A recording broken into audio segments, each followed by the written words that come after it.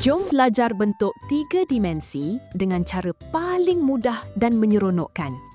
Hari ini, panda comel kita akan meneroka dunia geometri 3D.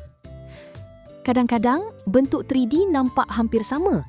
Tapi sebenarnya, setiap bentuk ada ciri yang berbeza. Ini ialah kubus. Semua sisinya sama besar dan bentuknya sangat teratur. Kuboid pula hampir seperti kubus. Bezanya, panjang dan lebarnya tidak semestinya sama. Sfera boleh bergolek dengan mudah kerana permukaannya bulat sepenuhnya. Silinder pula mempunyai 2 permukaan bulat dan 1 permukaan melengkung. Piramid mempunyai tapak dan sisi berbentuk segitiga yang bertemu di satu titik.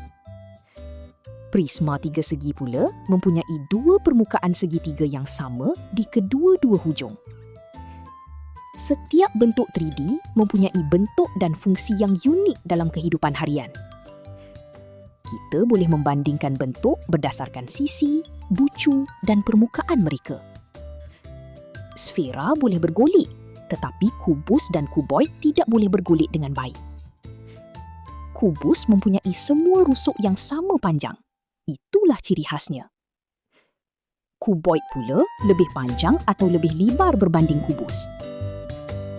Semakin kita melihat bentuk 3D, semakin mudah kita membezakannya. Belajar geometri sebenarnya sangat menyeronokkan bila kita faham bentuknya. Perhatikan permukaan rata pada kuboid. Itu membantu kita mengenalinya dengan cepat.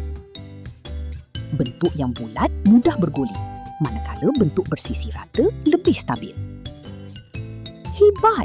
Panda kini sudah semakin mahir mengenali bentuk 3 dimensi. Ulang kaji sedikit demi sedikit akan membuatkan geometri jadi lebih mudah difahami.